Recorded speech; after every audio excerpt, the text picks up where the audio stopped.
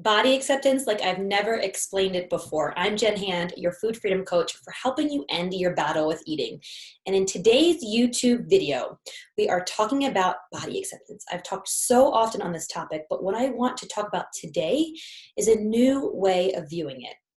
So often, we get so stuck on body acceptance. And every single client that I've ever worked with, every woman who's ever written to me, and in my own journey, this really was a challenge. How do I accept my body when A, I don't like it, B, I don't want to be where I am, and C, I still have this goal of where I want to be? How do I be where I am, but also want to be somewhere else? It's this paradox. There's this irony in it. And I want to talk about today in a way I haven't explained it before. So there's two things I want to say, two takeaways I want you to write down or take note of so that you can come back to these 2 points when you get stuck in body acceptance. So acceptance doesn't mean you have to like it. So I'm going to say that again. Acceptance doesn't mean you have to like it. And this is what always keeps us stuck. When we think that we have to accept our bodies, or we're trying to force ourselves to accept the size we're at or where we are, we're like, oh, I have to like it. I'm supposed to like where I am. And I want to bust that myth, because you can accept and not like. It doesn't mean you're not working on your body acceptance journey. You're not trying to become more neutral. But if you were okay with not liking your body right now in this red hot moment, what would that feel like? Does it feel like relief? Does it feel like, oh, someone gave me permission to not like it? And there, within that relief, there is some acceptance. So the second point I want you to take away, and then I'll give you some examples to help you bring this more into your own world in your day-to-day life to see how you already do this. The second thing is, what if you didn't make it mean something? What if you didn't make your size, your weight, your reflection mean something? Because what happens is, as soon as we see where we are, or we look at ourselves in the mirror, or we see that number on the scale, even though I always talk about not being on the scale, so maybe you're still weighing yourself, or you're seeing the size in your jeans, and then immediately we launch into the story of, I don't like it, I'm a failure, I'm slovenly, I'm lazy, how could I let myself go, I'm disgusting. And we just go on and on and on about what we make it mean. So to illustrate these points in everyday life, I want you to think of a rainy day. So when it's raining, you can accept that and not like it. So to accept a rainy day means it's raining, period. To not accept it means, I can't believe the rain ruined my plans. It shouldn't rain in the middle of June. This ruined all my events for the weekend. I can't plant my garden. It always rains when I want to do this outdoor project, and on and on and on.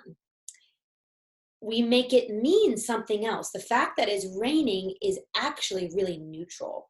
So it can rain and we may not like it. We may prefer to have it be a nice sunny day, but the reality is it's raining. So why would we fight it? Why would we go down that rabbit hole of resisting it and hating it and wanting to change it and make it go away? Because the reality is it's raining. So you can see it's very neutral, raining, it's neutral. And then we make it mean something. We don't like it. Second example is, let's say you have a child or a little person that you love in your life, niece or nephew, grandchild. They do something, they have a temper tantrum, they have a meltdown at the grocery store, let's say. And that's neutral. They have a meltdown. That's the fact. Then what we make it mean is we're a terrible parent, aunt, grandparent. We can't control our child's behavior. What did we do wrong? Why can't we ever have our children act in public in a normal way? And on we go. We don't like it.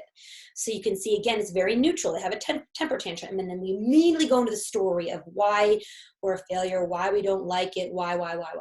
So third example. let's say you live in a house and your next door neighbor's tree dies and they are beside themselves.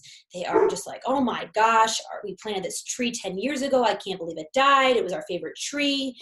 But to you, it's very neutral. It's not your tree. It's just a tree that died. You don't really care either way. It's just very neutral. But your neighbors see that tree as, oh my gosh, that's such a shame. It's so sad. I can't believe it died. And they go into this whole story because it's their favorite tree.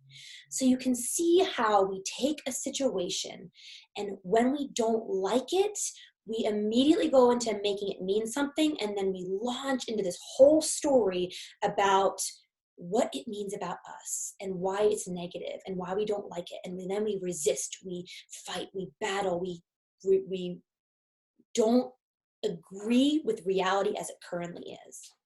So how does this relate to your body acceptance? You can be where you are and not like it. You might prefer it to be a different way. You might prefer to be smaller, to have lost weight, to be more comfortable, et cetera, et cetera, et cetera. But right now, can we soften it? Can we lean into it? Can we make it more neutral and not make it mean something negative about ourselves?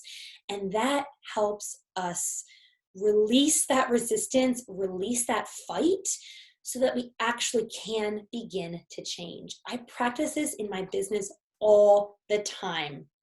You think I've learned all these lessons with food and body and I should just be the Zen Buddha master, but I am not. So I want to be here, but I am here. And so for so long, I was stuck with making it mean I was a failure. I don't like it. I should be doing this. Why did I invest so much and it's not working? All this stuff. But that's me making up a story. I might not like where I am, but as soon as I give myself permission not to like it, it then frees me up to actually just be where I am. And then you can sort of work on becoming more neutral and then moving into that more of that body spectrum or that body image scale. I teach that in the Normal Eaters Club, but like you move from negative into neutral into gratitude and all the way up through a more positive space. You don't just go from negative to positive in one step. There's lots of little steps in between.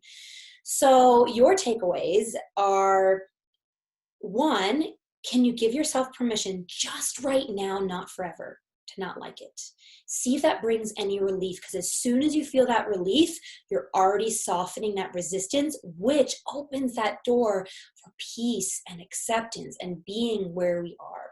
The second is, what if you didn't make it mean something? What if your size was neutral? What if it wasn't good or bad? It wasn't right or wrong. It just is where you are for this moment, not meaning that it can't change. So I'd love to hear from you. You're welcome to comment below, shoot me an email, or on all the social media channels, reach out to me and to hear how you can take this and apply it to your own life.